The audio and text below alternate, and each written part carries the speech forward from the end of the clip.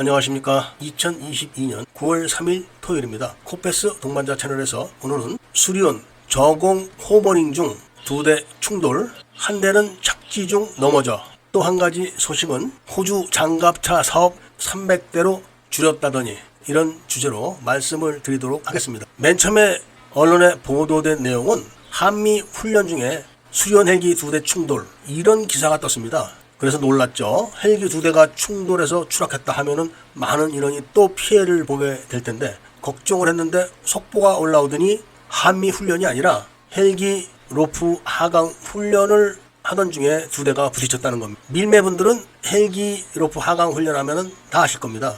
원래 월남전 때 헬기가 병력을 싣고 목표 지점에 병력을 착륙해서 내려놓는 게 통상적이었습니다. 그런데 베트콩들이 이걸 딱 들여다보고 머리를 쓴 겁니다. 착륙 예상 지역에다가 낚싯줄로 열십자로 착륙 지점에 얼궈놓은 다음에 거기다가 수류탄을 달아놓는 겁니다. 그렇게 되면 헬기 무게에 낚싯줄이 눌리면서 수류탄 안전핀이 빠지고 수류탄이 터지게 되는 겁니다. 몇만 원짜리 수류탄 한 발로 100억대 헬리콥터가 날아가는 거죠. 그리고 탑승 인원 전체가 피해를 보게 됩니다. 그 이후로 교리가 바뀐 겁니다. 위험한 지역에서는 헬기가 착륙을 하지 않고 저공에서 로프로 병력들을 내리는 거죠. 이것을 훈련을 하다가 사고가 났다는 겁니다. 그런데 헬기에서 로프 하강 훈련을 하게 되면 헬기가 호버링을 하면서 정지해 있어야 됩니다. 헬기가 기동을 하면서 로프 하강을 하는 병사들이 있는데 병사들을 내려놓을 수가 없겠죠.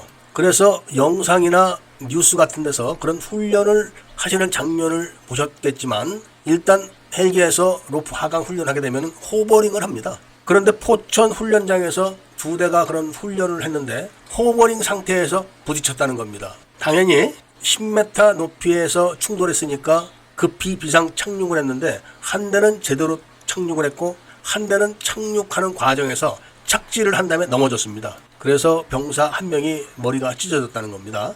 이것이 사건 개요인데, 여기서 어떻게 호버링을 하고 있는 헬기가 앞에 헬기를 들이받을 수 있는지, 이게 참 의문스럽습니다. 수리온 헬기는 조종사와 부조종사가 있는 그런 기체입니다. 2명씩이나 승무원이 있는데 헬기가 앞으로 가서 뒤로 밀려서 충돌을 할 수 있을까요? 그렇다면은 승무원들이 헬기를 제어할 수 없는 상황이 됐다는 겁니다. 이것이 기상 때문에 그런 것인지 헬기에 문제가 있어서 그런 건지는 아직 밝혀지지는 않았죠. 그런데 헬기 조종사들이 엄청나게 훈련을 받는데 정신을 놓고 있다가 들이받지는 않았을 겁니다. 그렇기 때문에 악천후 또는 기체 이상, 이렇게 원인을 정리해 볼 수가 있지만 일단 조사 결과를 지켜봐야겠죠. 이 수리온의 훈련 시뮬레이션 그 시스템이 육군에 이미 있는데도 불구하고 방사청이 그 훈련 시뮬레이션을 또 설치를 하려고 공모를 했는데 카이가 응찰을 했다가 앞으로 6개월 동안 응찰을 금지당하는 사태에 접하게 됐다는 뉴스도 떴습니다. 이 뉴스가 사실은 몇 개월 전에 나온 뉴스입니다. 몇 개월 전에 나온 뉴스를 국회 국방위에서 물고 늘어졌다는 그런 말씀을 드리고, 또 하나는 신임 방사청장이 하나의 레드백 장갑차가 호주 장갑차 사업에서 선정될 확률이 굉장히 높다, 이런 발표를 했습니다. 그러면서 그 숫자를 460대라고 말을 했는데, 원래는 500대가 약간 넘었었는데 이거를 지금 인플레가 심해가지고 호주 정부가 300대로 축소했다고 발표를 했고, 하나에서는 입찰서를 다시 내야 된다, 이런 보도까지 나왔었습니다. 그랬는데 이게 언제 460대로 변했는지 그거는 또 보도가 없어서 저도 알지 못합니다. 그동안 호주 언론들이 간간히 보도한 내용을 보게 되면은 9월 달에 하는 발표를 선거 뒤로 미룬 이유가 탈락하는 업체가 연결되어 있는 지역 주민들의 반발을 최소화시키려고 그런다, 이런 내용이 소문으로 돌았던 겁니다. 그리고 링스 장갑차가 선정될 거다, 이런 소문이 무성했다고 하는데 갑자기 방사청장이 460대 이야기를 하면서 이미 레드백 장갑차가 거의 선정된 것처럼 통보받은 듯이 발표를 했습니다. 현지 소문은 링스 장갑차가 우세하다, 이런 말들을 하고 있지만 레드백 장갑차가 경쟁력이 워낙 좋아서 무시할 수 없다는 의견도 지배적이었기 때문에